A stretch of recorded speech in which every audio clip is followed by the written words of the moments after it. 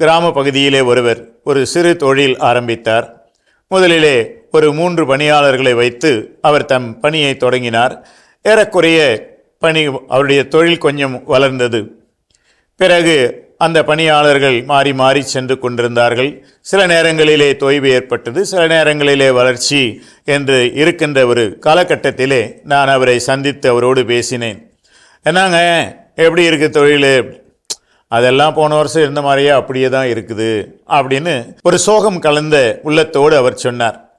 நண்பர்களே, என்ன என்று உற்று பார்க்கின்ற போது நல்ல பயிற்சி பெற்ற வேலையாட்கள் அவரிடமிருந்து போய்விட்டார்கள்.